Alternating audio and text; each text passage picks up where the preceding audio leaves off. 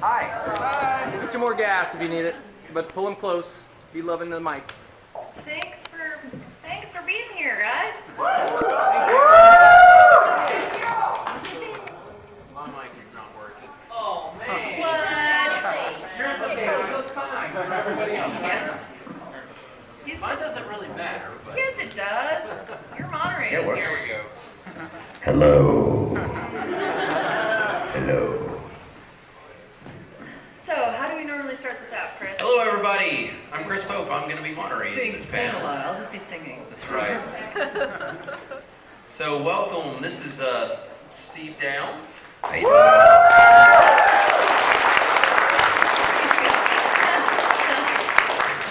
And his henchwoman. Oh my, I'm a henchman. It's come to that. You've been upgraded. Wow. It's come to that. This is Jen Taylor, everybody. I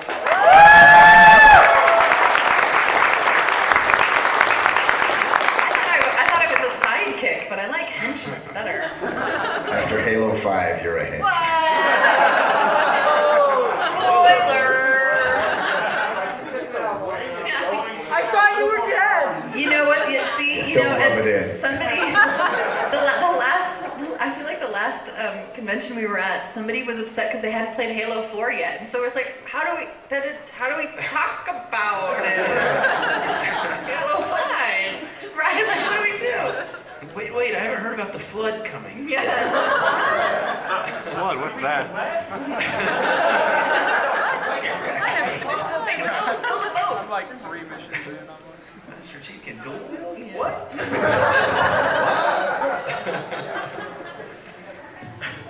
All right, guys. So pretty much the way this will work is this is like a Q&A, and if you don't ask questions, I'm gonna ask questions. And you So- don't want him asking questions. Actually, he knows us pretty well. I He know- might I ask know some too terrible much. questions. Yeah, he knows way too much.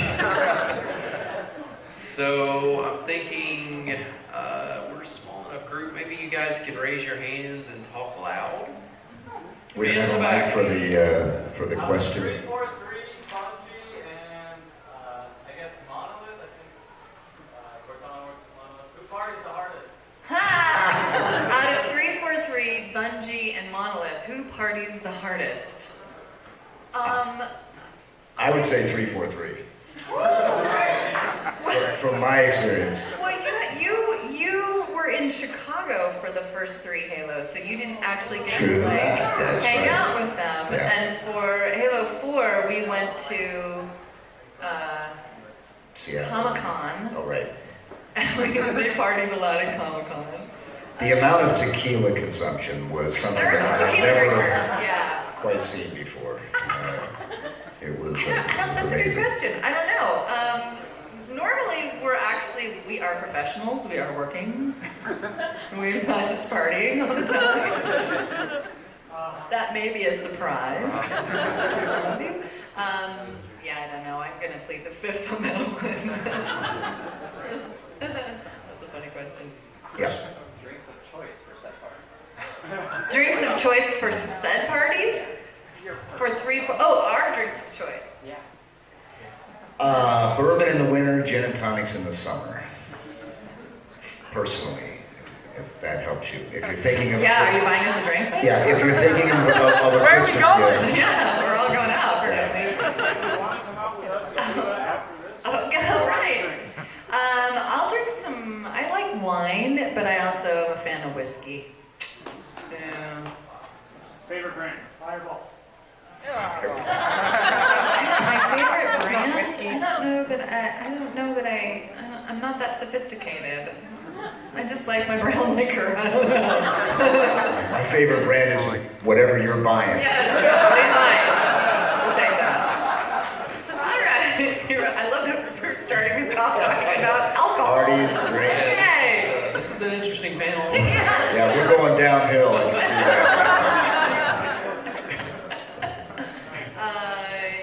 So I went to college and I studied acting. In an attempt You're to not try to interested. get I know, I'm tobacco. trying. Woo! Did you party in college? Oh, God. Where did you go to college? I went to Northwestern University outside Chicago. which is where Steve lives. And I studied theater. I was a theater actor. Yeah. Does somebody else do that? Wants to go to Northwestern and study theater? Rock it out. Study theater, yeah. And that's how I stumbled into voiceover. I truly stumbled into it. I'm a theater actor, which if you come to Seattle, you can see me in theater. And a friend of mine said, I think you'd be really good at voiceovers. And I said, I don't know, what's that? And that's how it started. Yeah. I went to the University of Dayton in Dayton, Ohio, and I got into radio and television mainly because there were no math requirements for radio and television. True story. So I said, that's for me. I studied calculus in college. Oh. Yeah. Okay, anyway. So yeah, yeah. I'm from radio. Eventually led to voiceover, and that's how that happened. And I partied. Stumble, stumble, stumble. Yeah. Into it. Oh look, somebody has their hand up.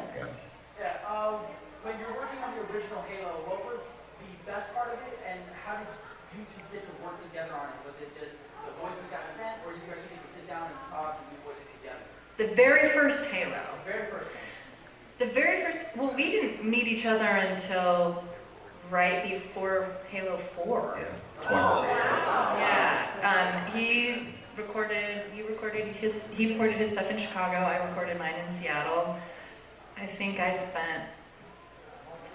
did 3 4-hour sessions or something like that. It was very quick. And then I remember, and what? I remember they called me back for Halo 2, and I thought, oh, well, that's good. I guess Halo did okay.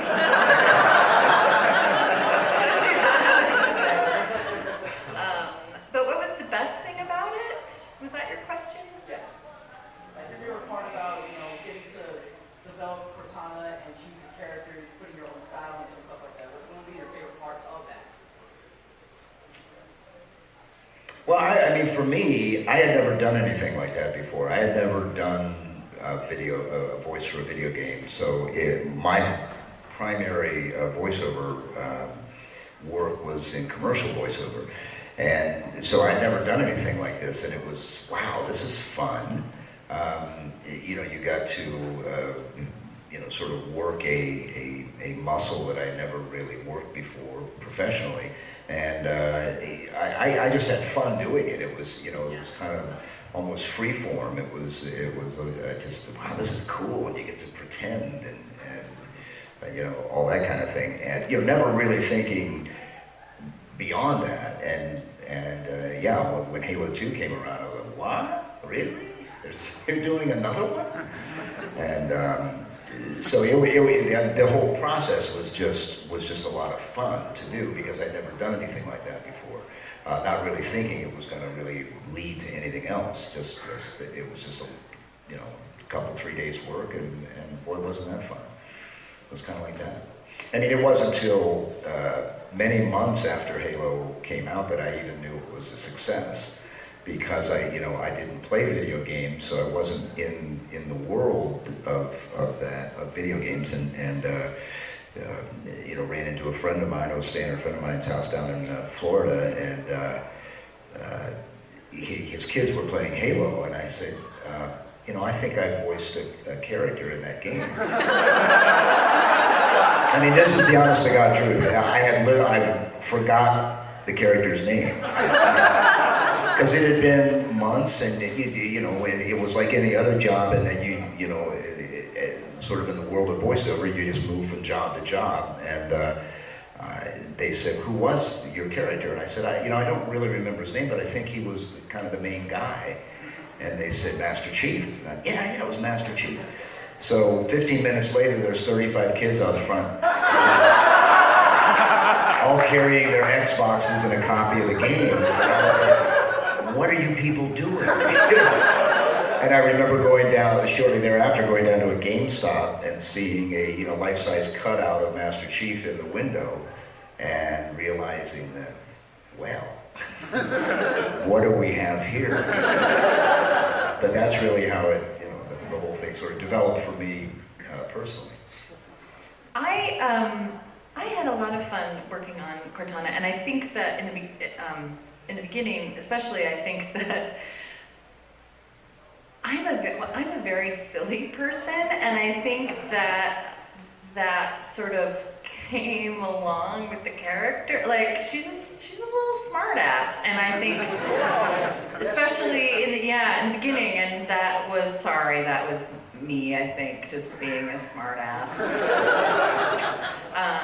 That's what made Cortana awesome. So thank you. Well, it was also, I think what's interesting about and I don't know what the writers would say, Joe Staten might laugh me off the stage, but what starts to happen is that you get input from each other. I hope and I think that the writers start to listen to what the actors are doing, and they take that information and start to use it in what they do, further, so that you're building the character sort of together. That's what it feels like. So. Way in the back there. Yeah, you. No, not you. Yeah. The other you. And then you. Hi, this question time for Jen. It's one of them for Gwen's request. One is which one was your first famous character that you did the voiceover? How much do you enjoy doing Peach? Can you give us a little bit of Peach? And he's requesting Toad. What is the first? Well, yeah, I probably Peach and Toad. The reason that I got those, I was saying this earlier, the reason that I got those jobs was because I could imitate the woman who did them before me. I could mimic her really well. I don't do Peach anymore. I stopped doing that a few years ago. Though I guess they used me in 2013 or something for some game. But I haven't recorded anything for them in many, many, many years. And what was it? There was another one. What was it? There's three more. How much did I enjoy doing it? On a scale of 1 to 10? 9. I don't know. Yeah, it's fun. It was really fun. Those are interesting sessions because they're really short. It's really compact. I would go in and work for 3 hours and do both Peach and Toad for one entire game. So it's really fast. Because most of the stuff you're doing is over and over and over again. So, and then you want me to be, I'm supposed to be Peach or Toad? Both. Well, I was telling this story earlier. My friend from college, this is a few years ago, quoted Peach in a phone conversation, and I said, what did you just say? She said, oh, it's just this silly thing that my husband and I say when we're playing Mario Kart. And I said, I know, you're quoting me. She had no idea, which was, I'm the best. She used to say that all the time. And the sound that I made as Toad, which won my husband, which just cracks him up to this day, was Toad going around a corner in Mario Kart, which was that's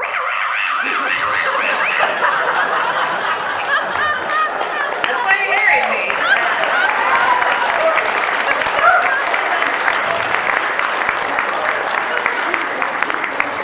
And a romance was born. So what sounds does he make? What sounds does he make? That's dirty. Since we're going there, does he ever ask me to do it? No. Did he say, Blushing. you have me at Toad? Yes. Okay, in the black shirt, what are you gonna ask? Something, get us out of this situation. Have either of you ever been approached for any of the Halo TV shows or the movie that was always being tossed around? Have we been approached for the Halo TV shows or movie that's been tossed around? No. Yeah. No, we're always the last people to hear about this, everything, by the way. I mean, as far as even the games, when they're working on the game, not anymore because of performance capture, but when we were just doing the voice work, we're the cherry on top. So that's the last, they'd be almost finished and then they would call us in. So, yeah. No, I haven't heard anything. No. Oh, nope. New. Yep. Yeah, the whole movie thing seems to be in a perpetual We don't know. state of suspended Yeah, animation. we It don't. just can't seem to get off the ground for whatever reason. There's something right here in that. Oh, okay, you and then you. Yeah. Yeah. I have three questions for Miss Taylor. Oh, okay. Besides Princess Peach and Toad, what other voices have you done in the Mario series, and what were your experiences on them? And if I'm worthy enough, you could do Princess Daisy's voice for me. Did I do Princess Daisy's voice? I don't even remember. In Mario Parties 3, 4, and 5. Sadly, I don't even remember that so long ago. Back in the day. I'm such an old lady. I would frankly, I would have to look up on IMDb what roles I played. It's sort of all run together, so yeah, I don't even remember. I'm so sorry, that's such the wrong answer, isn't it? But it shows you. I'm telling you the truth. I got the memory of an ego, Oh, but that's okay. okay, see, I don't know that. There's a guy in the back that we didn't get. Yeah, you. Yeah. Purple Yeah. shirt. When you're doing like voices for a scenario, how often on average do you have to do the lines over before you're confident that you got it right? How many times do we do the voices? Like how many takes do we do Yes. generally? A lot. It depends. It depends on the director. I know for Halo 5, I have a couple of really, really long speeches where I'm rallying the troops basically, and I think I did 2 takes on both of those, and that was it, which was terrifying. It's like, you don't want me to do 5 more, or at least make it right. But then we did, for Halo 4, I felt like we did every line A a million times. And the challenge with that is to, obviously, the director, he's not, or she is not getting what they want. So you keep trying to, massage it and move it in a direction and with their direction.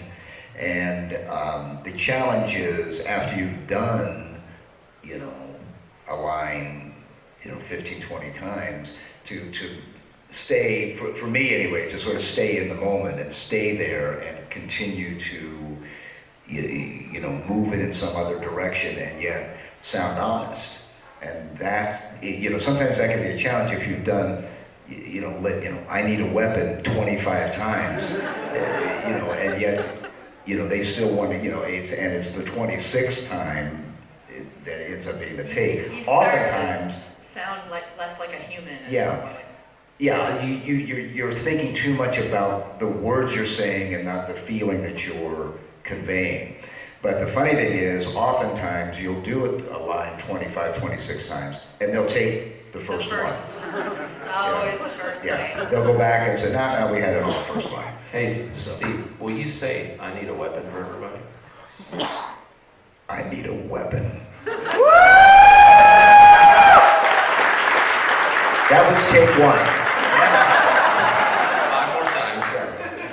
Yeah. This is a question for both of you.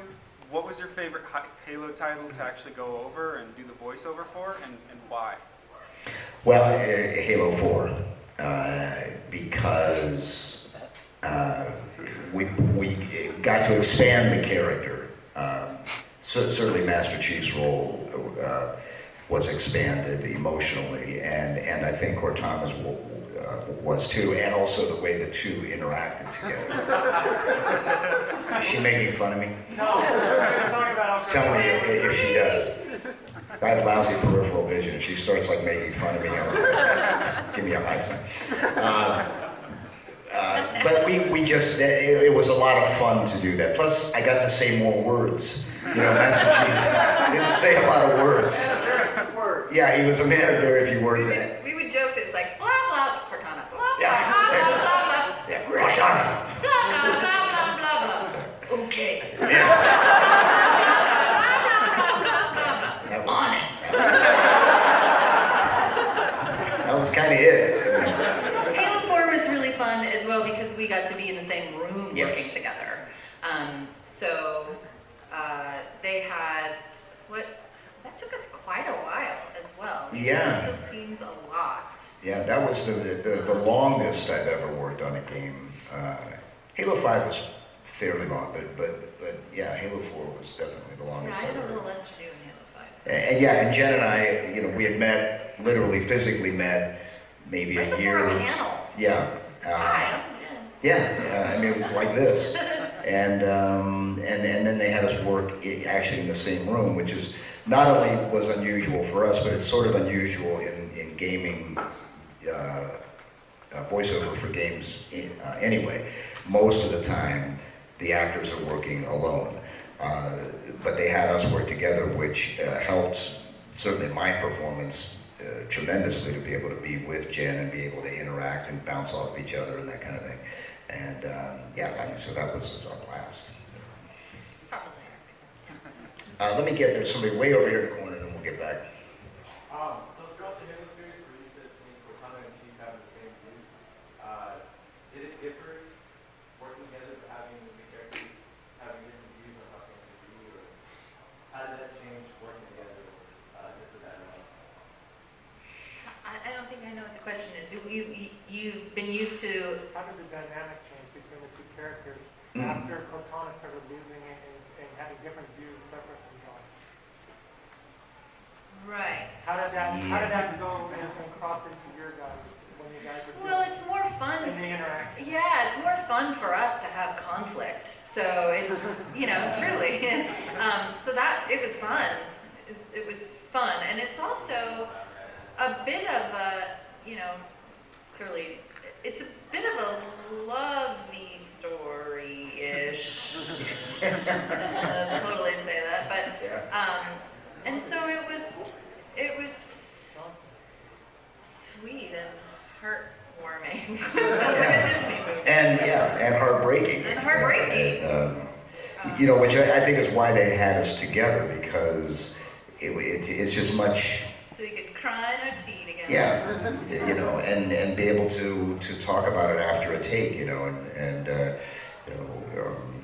and I also think there is a matter of trust that is hard to duplicate unless you know the person.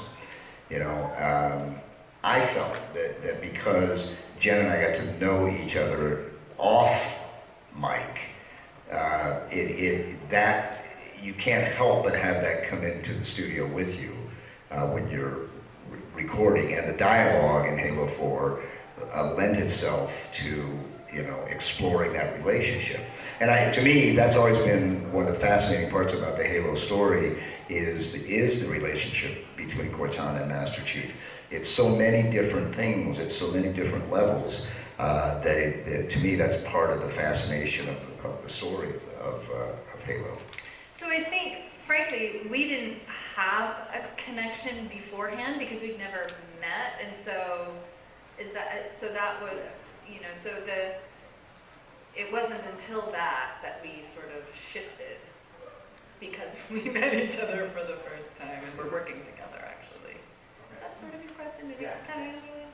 That would kind of make sense though too, because 343 wanted that storyline to be Yes. heartwarming, so I think that's why they got it. Absolutely. Heartwarming / breaking. Because before, like what you were saying, blah blah blah blah blah, all Yeah, that. right. That was all the interaction that you had. Right. So now you got more in depth with their actual relationship. You saved me in Halo 3. Mm-hmm.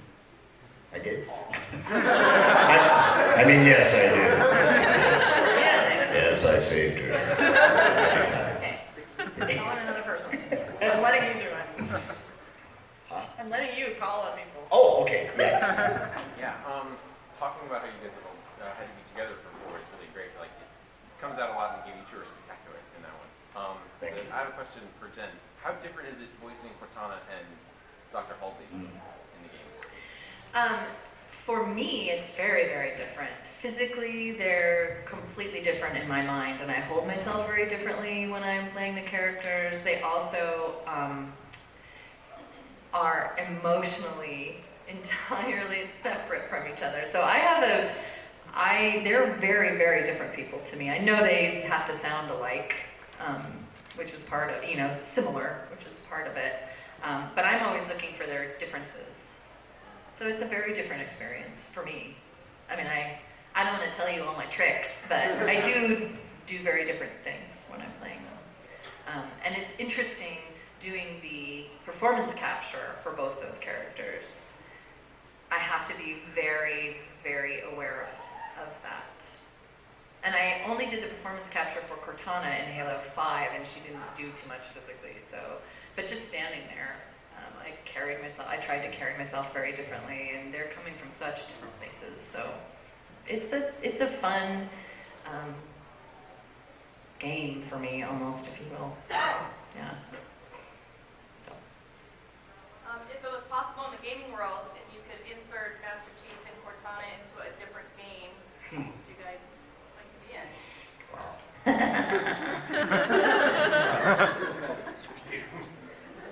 I'm gonna chase Jen Hale around in Mass Effect.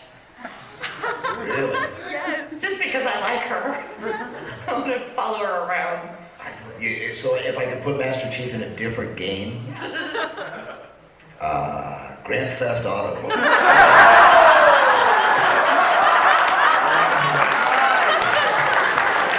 He would have a blast. Can you imagine? Wow. How about you in the back there? I've always wondered, what is Master Chief's favorite metal band? Metal band. Favorite metal band. What would his favorite metal band be? I'm gonna go Metallica. Yeah. Metallica for the win. Yeah, I think that would suit him. Why not Slayer? Okay. We could go there if you want. Yeah. Yeah. And angry. Yeah. I'd go there. Oh, okay, yeah. Kind of two things. Since you were saying how you guys usually get last word and other things going on in the world, universe, like with the movies and stuff. One thing I read how Frank was saying one of the things interviews he gave that they obviously know kind of where Halo 6 is going. Not saying anything about that, but they also kind of have a rough idea about the next 10 to 20 years with Halo. Is one thing he said directly.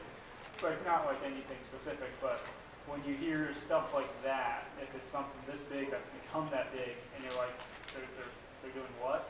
20 years? Yeah, 10 to 20 years of Halo work. And it's like, how does that make you feel as an actor, success-wise, and plus things like if you wanted to do other things, it's like I know how actors and movies and stuff, movie franchises, like you see with James Bond, where they're like, I don't want to do this forever, and you know just for that. So we're not confined to that, and we both want to play these characters forever. So if they're going to happen, we want to be there. Unless we're too old to do it, then I don't know. Master Chief of Cortana in Give me a wheelchair. Bet you can't stick it. No, I think you're right. I can't. Stick this. The other little part of that was stuck in my head from earlier when you said about playing the game. I remember one thing that you did like years ago, one of the panels or something. You were talking about the first time you ever went to something and you played, like there was a competition, and it's like the winner got to play you. Yeah, and that was sad. 12-year-old girl. She was 11. She was 11. Yeah. Can you guys hear this? He played in the first competition. He got to play the winner, whoever won the Halo competition, and it turned out to be an 11-year-old girl, and she creamed him.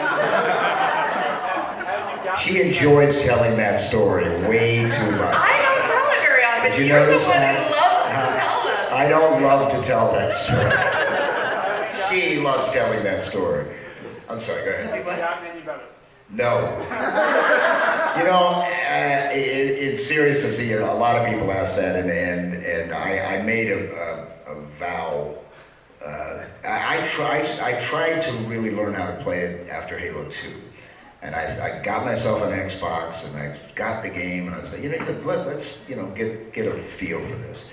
And I couldn't get the guy out of the first room. I literally, Master Chief is bouncing off the wall. I did this a lot. Yeah. And I thought, you know, if I can't be decent at it, then I don't want to be not very good at You're it. a quitter. Yeah, in this particular case, I just thought that I either have to be decent or not really go there. And my attraction all along was never the gameplay. My attraction has always been the story. That's what drew me to it in the first place, and that's what keeps me interested in it. I admire the people who are skilled at it, at the gameplay aspect of it. I marvel at your ability, but it's nothing that I just don't have the hand-eye coordination. I mean, you know, watch me play golf sometime, and you'll know. Something's not connecting here. So no, I really don't. You know, I gave up, quite honestly, and you know, I just stick with the story, and I let you guys do the shooting. You know, I'll do the talking, you do the shooting. Yeah, sure.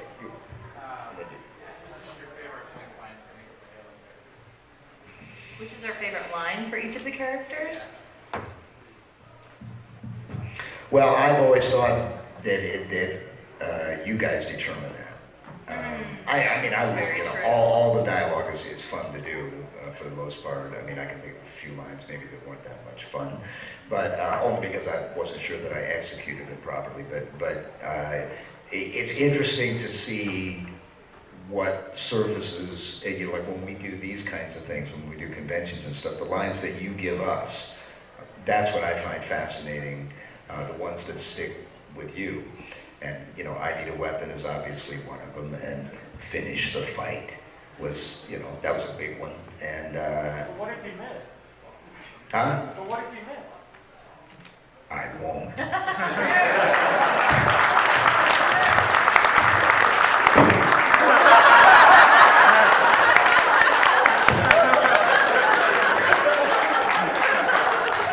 Sorry to the tech guys there. Let's see, there was somebody else. Yeah, right here. So since you said that you get more enjoyment from stories, have either of you delved into reading books? And if so, which is your favorite? I read the first book, and I liked it a lot. It actually gave me a lot of good background for my characters, which I didn't know when I did the first game. So I liked the first one a lot. Yeah, The Fall of Reach was a great read, and yeah, great resource material for me as well to understand who these people were and why they were the way they were or are the way they are. And I just thought, just as a standalone book, I think it's a great read. You know, if you haven't read it, I would, you know, recommend it. But you know, the entire series is good. But The Fall of Reach was you know, tremendously helpful. You know, just as an actor to understand you know, his background and why he got the way he was, and who Dr. Halsey was, and you know how that all happened. There's people back here. Okay, you pick. Okay, lady in red, who looks like she's wearing a Zoe. Are you wearing a Zoe sweatshirt? And she comes with a bottle of wine. Whiskey. Oh, whiskey even better. My question is for Jen. How long do you think you'd survive the zombie apocalypse? And what would be your weapon of choice? Oh my god, I'd be so dead so bad. I actually took that. There was a test so online, you know, like how long would you survive some silly thing? And I think I only survived 8 days or something lame like that. What would be my weapon? Well, it would, yeah, I'd have to have a gun, I think. I'd have a gun. Yeah, I'd have a gun and I would die very quickly because I have bad aim, so, yeah. We were driving around yesterday going to a restaurant, and Jen says that she's looking out over the landscape of the Phoenix Mesa area. She goes, those hills, those mountains, I just imagine myself back in the old days. I would just go there and like hide under a rock.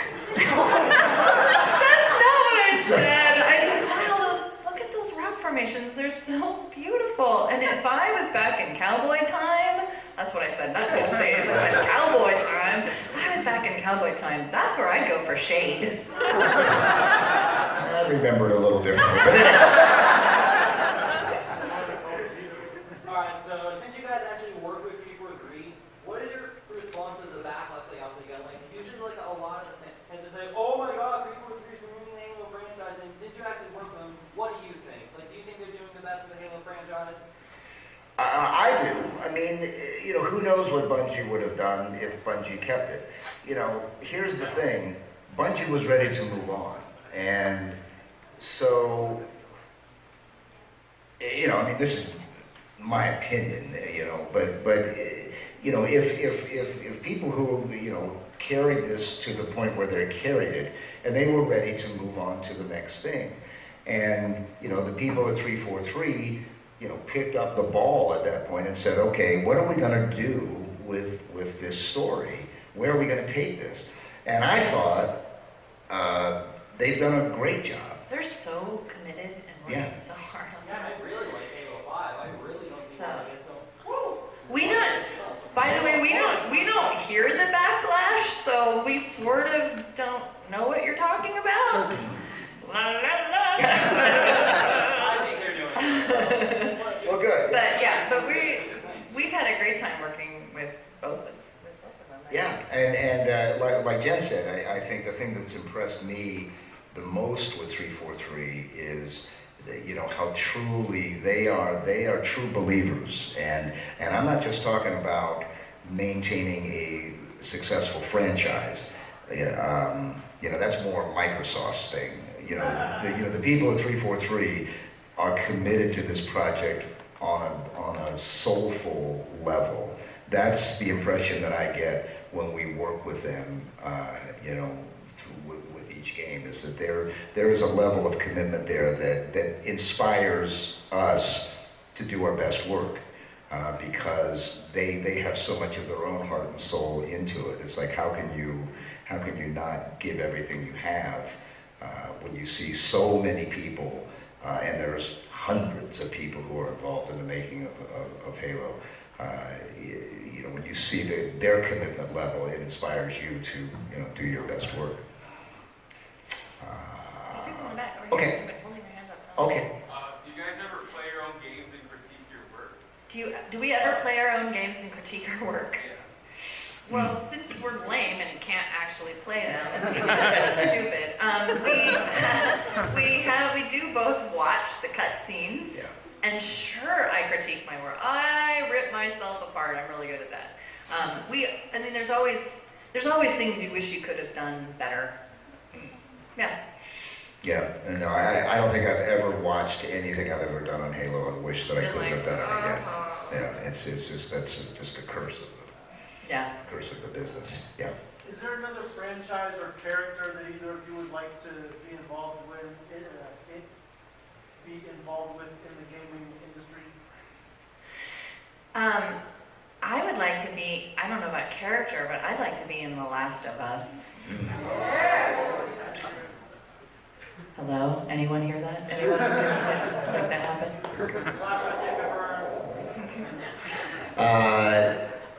You know, I'm voicing Master Chief. Where are you going to go after that? Grand Theft Auto. I keep telling the guys at Bungie that I want to play like a space monkey dog in Destiny. I want to do something really weird. Who's had their hand up a long time? I want to... Okay, yeah. So for Halo 4, it was a very emotional game, story-wise. Did you guys feel that while recording? Halo 4 is a very emotional game. Did we feel that while recording? I cried a lot. I'm a big crier, so yes, it was very, yeah. Yeah, it was extremely emotional, and I was talking to somebody about this today. When I have a very clear memory of doing that scene. You could ask me about any other scene of any other game, and I would maybe vaguely remember it. But that day was extremely emotional for me. And I remember when we were recording, they used to have, the typical scene is, the talent is in the booth, and then there's glass, and then you have the engineer, and you have the director, and maybe a writer or two, and we had all of those people. And then they were doing a, sort of a making of Halo 4, so they were filming. Jen and I working together. So there was a film crew in there, and I think there might have been one or two other people hanging around for most of the sessions. So my one sort of diva moment when we were recording Halo was that when I knew we were going to do those scenes that day. No cameras. No cameras. I asked them that the cameras be taken out, and then all non-essential personnel leave. Oh, it's like a nude scene. Oh yeah, it was an emotional nude scene, yes. Because I'm not an actor by trade. My background is I'm a radio guy, and Jen is a professional actor, and she does stage plays all the time, and she has the skills to draw on to tap into these emotions. This was kind of new territory for me, and even though I was excited about doing it, it was kind of scary. So when it came time to do that, I asked that only the necessary people be there. And I'll never forget, and Jen's heard this story 1,000 times, but we were getting to that last part, and I told Jen off mic, I said, I may reach for your hand while we're recording, just to help me, get to where I need to be emotionally. So if I do, don't weep. Which would be my natural response. I would touch me. What are you doing? It's not in the contract. I'm sorry. Does he get to touch my hand? Okay. There's my agent. So Jen, of course, said fine. So anyway, so I'm doing the line and whatever, and so Jen, unbeknownst to me, she told me this later, holds out her hand for me to take. And I was so, kind of like tunnel vision on it, and so, kind of, I Tom Brady'd her. I left her hanging, I never reached for her hand. So we get done with the scene, and she's like, dude, what? But I thought later, in my own way of justifying it, was that, Master Chief, expressing these kinds of feelings and emotions is not his forte, right? He, and for those of you who know the backstory, he was taken as a child, from his parents at a very early age, and, led basically a military lifestyle with no family other than his, fellow Spartans that he was going through the program with. And his caring mother figure, Dr. Halsey. Yeah. Huh? I am not, no. But he, didn't know how to express those kinds of emotions. So when he got to that point in his life, at that scene, it was a struggle for him, and it was a struggle for me as an actor to do it. And I thought, that's where, I sort of needed to tap into my own struggle, to bring those emotions out without. I mean, Master Chief is not going to start crying. That would be bad. Sure. How do you convey that without doing it? So plus the Mjolnir rusts, I think, when it doesn't do well.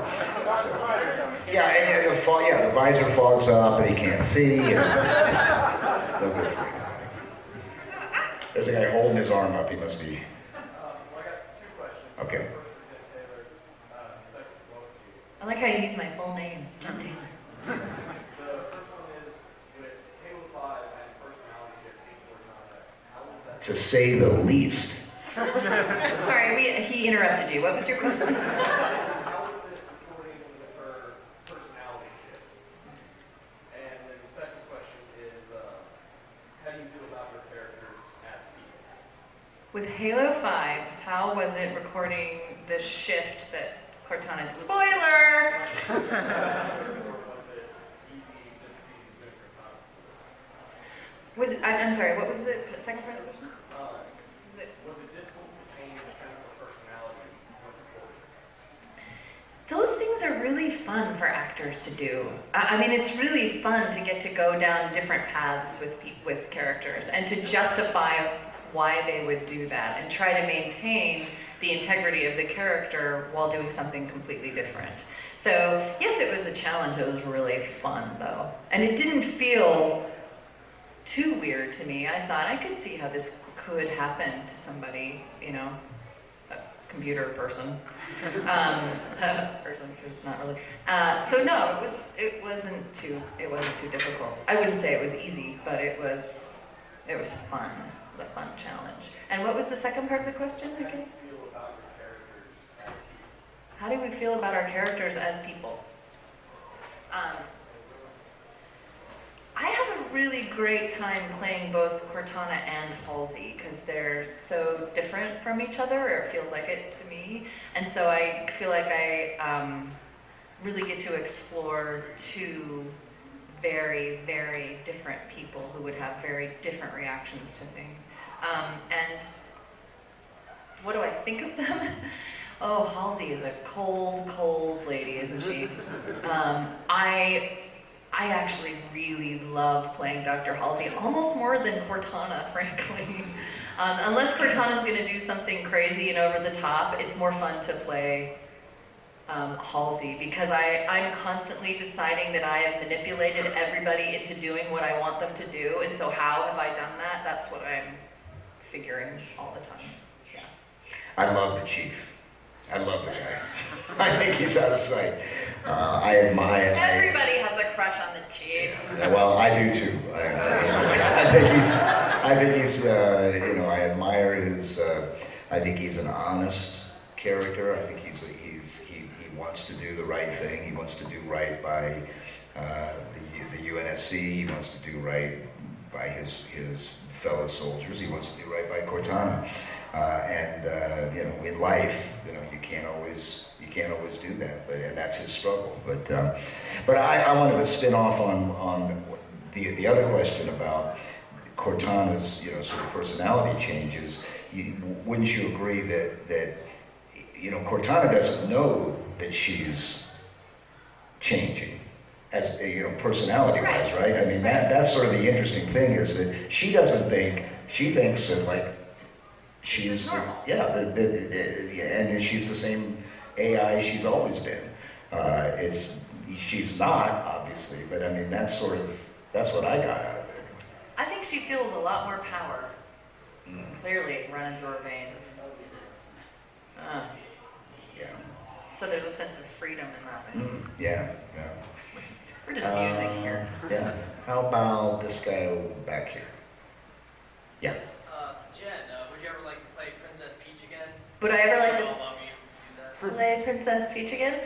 Of course. I mean, somebody else is doing it. Samantha Kelly is doing it, and she's doing a great job. But yeah, it's a fun character to play. It's really fun. Yeah. Hold on, then we'll get to you. Yeah. I got a question for both of you. What is the most you remember working with Bungie during Halo 1, 2, and 3? What is the most we remember working with Bungie during Halo 1, 2, and 3? Marty O'Donnell is a lot of what I remember, because he is silly. And Joe. I went to college with Joe Staten, weirdly, who's one of the writers. So that was funny to go back and relive that. What do I remember? I remember them when I remember the days when we were just molding the character, and they had told me she's the girl next door. It is, you're like a sister to this guy, but you're also annoyed. You're trapped in Halo 1, you're used to commanding a ship, and suddenly you're trapped in this small, like, you know, awful space, and you don't have any power anymore, and so you're kind of annoyed, even though he's trying to save you and the world and Earth, whatever. So I remember that. What else do I remember? I remember in Halo 2, almost the entire time, I had a cold. Me too. We both had colds. Yeah. What else do I remember? I remember the first time I had, obviously it was Halo 1, the first time I had ever had to do the sessions where the chief is dying because you guys screwed up somehow. Yeah. So I had never done that before, and you know, you're literally doing, you know, a couple hours of and the machinations they put you through, and the descriptions they put you through of like, okay, now, you know, Master Chief has just had his arm lopped off, and his foot is on fire. But it's a slow burn. But it's a slow burn. I mean, it gets that specific. It gets really specific. You know, he's been punched in the gut, and you know, in the solar plexus, and then his neck is broken. So okay, go. You know. So I remember that, but I also want to give a shout out to Marty O'Donnell, because when you know, somebody was asking about Bungie and that, and were it not for Marty O'Donnell, neither one of us would be here. And you know, his trust in us to be able to you know, to pull this off was, I mean, I could never possibly repay him for yeah, he's a great guy, and he did and does great work. So big shout out to Marty did all the music and the audio engineering. Yeah. Right. He directed all our sessions. Yeah. Most of our sessions for the first 3 games. Yeah. Yeah, my strongest memory is in Halo 1 is the direction for Master Chief, because he didn't even have a visual for me to look at. We didn't see what they looked like until the game. Yeah, so, you know, it was just literally a sit-down discussion about, you know, a brief discussion about the Halo universe, and then, in my case, a specific, you know, discussion about who Master Chief was. And so, you know, you know, that was the genesis of the character development from my end on getting the proper voice, you know, for this character. Yep. Yep. Oh, cool. What were some of the first things that popped in your head when you first heard the score for the first game? Oh God, it's so beautiful, isn't it? Yeah. Yeah, just. It's overwhelming. It's so wonderful. I gave him a hard time about the. But we think of it now. It's so iconic, right? That's what That's Halo. Yeah, it's so it's perfect. right. It's so Halo. Yeah. It's beautiful. I was very impressed. I keep trying to get him. I wanted to go listen to them record, and I kept asking him, "Can I go with you?" And he's like, "Well, I'm going to London." Okay. Okay. I'll go with you. Yeah. Who hasn't asked a question yet? Okay. And then we'll get to you. Yeah. So you guys didn't see what they look like when you guys first. So what did you guys think when you guys first started characters after doing all the voice acting? He asked, we didn't see the characters when we first recorded it, and what did we think after we first saw them? Well, they had told me that they were going to model her a little bit after Nefertiti. So I knew that she was going to be sort of not a vixen, if you will, in the first game. It's kind of changed a little bit. What do you think as she evolved, you know, as she became vixen? I remember getting the little, the one that glows, the light that, and I remember getting it and thinking, oh, boobs, wow, boobs. Where are the boobs?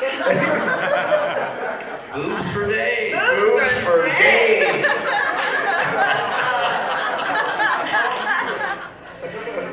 an inside joke. Scott, this is Long very story. much sense. I was really pleased with what I saw in the first. And what's so fascinating to me is how she's changing and how much the graphics are improving in such a ridiculous way. I mean, Halo 4, it's like, wait, I did that. That looks like a person though, almost. Wait, well. So I'm so impressed with that. Yeah, I was delighted. I thought she was cute and spunky. The first time I saw Master Chief, I thought, that dude is a badass. I'm with him. Alright, I gotta ask, is it really you under the helmet? It's me. What are you talking about? It's actually Chris. Really. Truth be told. What does Master Chief look like? A blue lady. Who would have thunk it? You know, I always thought, and I have no idea, I think I actually asked Marty this, or Frank, or somebody, at one time, because my theory was that the whole reason, you know, people always ask, you know, who's under the helmet, and will we ever, it is you. It is you. And that's, I always thought, that's why his visor is reflective. Because when you look at Master Chief, you see, you literally, if he was actually here, and you would look into his visor, you might feel, to me that's part of the beauty of the character. I think it would have been maybe somewhat mundane if he actually had a face. I truly hope they never show you, because that is something that I feel very strongly about too, is that it's you, it's the player, and if we show you somebody, you know, what he actually looks like, then it doesn't get to you anymore. It takes that illusion away from you in some way. Whatever you look like, that's what he looks like. Yeah. So. Okay, you, and then, oh, we're almost out of time. Go ahead. Have you guys ever gotten to act alongside any of the other actors who played characters in the games? Have we acted alongside the other characters who? Yeah, I did. I did some of the performance capture for Halo 4 for the Spartan Ops, and I did for Halo 5. So I did a lot of work with Mike Coulter, who's now Luke Cage. Luke Cage? Luke Cage, wow. And Mike Coulter is Agent Locke. Mike Coulter was Agent Locke. Agent Locke, I'm yeah, sorry. he did some of the stuff for Agent Locke in the beginning. Luke Cage. I'm such a nerd. Oh my god, I even just watched the trailer the other day, and the trailer looks so badass, and I was so excited for it. Now here I go like, yeah, you guys, Luke Cage. You were so proud of it. Dinkosaurus. Anyway, so yeah, I get to work with a lot of the people who worked on that, and it's super fun. Trying to think of Jen Hale and I got to work together. She's a love. All of the people who worked on, who worked on Halo 5, who were doing motion capture, I got to work with most of them. Who were interacting with Halsey, because it was mostly Halsey that I was being grumpy and running around, you know. I got to work with a lot of something you wouldn't imagine, but I got to work with a lot of the stunt team, because they actually have a stunt team who gets dressed in performance capture gear and they do stunts, and they are amazing. And it's of course not everything you see, but they had gymnasts there who were doing backflips, who were doing all sorts of amazing stuff, falling off of things that is in the game. It's pretty remarkable. And I remember going up to one of them and saying, I don't know how you're doing this over and over again. This is amazing. And she said, well, I can't talk. And I was like, oh, okay, well then, that's good. We're working together. Yeah, you can't. Who hasn't asked a question yet? I want to. Okay. Two more questions. Okay. Yeah. We'll do both of you guys. When you go in to do the voiceovers, do they tell you how the story is going to unfold? Well, specifically for 4 and 5, do they tell you how it's going to unfold, or you just take it page by page? Specifically for 4 and 5 they did. Up until, I don't know about you, but 1, 2, and 3, no, here's your lines, read them. for 4 and 5, and mainly because I, asked for it. I said, wouldn't it be cool before I did this if I actually knew what the we're talking about? Wouldn't that be a concept to actually know the story? And they were like, it was Schlurf who said, nobody ever gave you a script? And I said, no. They gave me my lines, but they wouldn't do the story. And he was like, crazy. It's really scary too. They give you the script and your name is written across it in really light ink across every single page, so that if you lose it, they know who did it. Yeah, if it ever leaks, so scary. your name is on it. The security around this stuff is ridiculous. It's like I understand. Rightfully so. The spoilers would be a drag. Yeah. Last question, guys. I have to ask. I'm afraid to know the answer, but I have to ask. Do we know anything about Halo 6 yet? Have you Do guys we know started anything about Halo 6 You yet? have That is asked. a great last question, I I'm think. sorry. Yes. And our answer is going to be disappointingly, no, we know nothing. What is the giving back to the veterans that serve our country?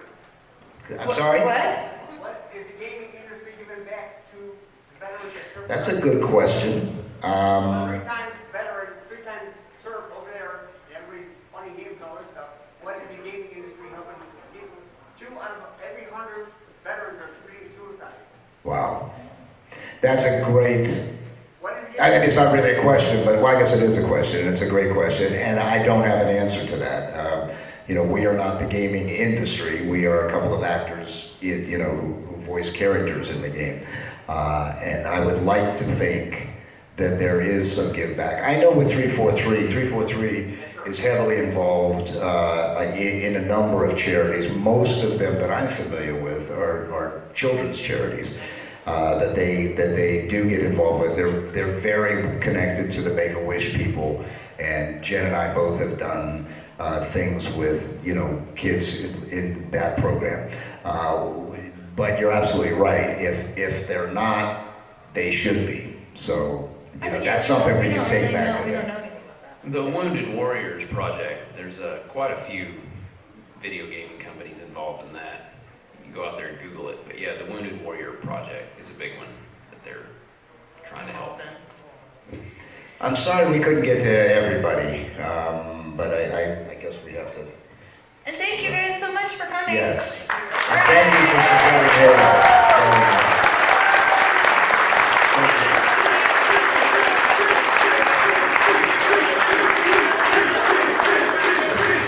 Stand down, sir.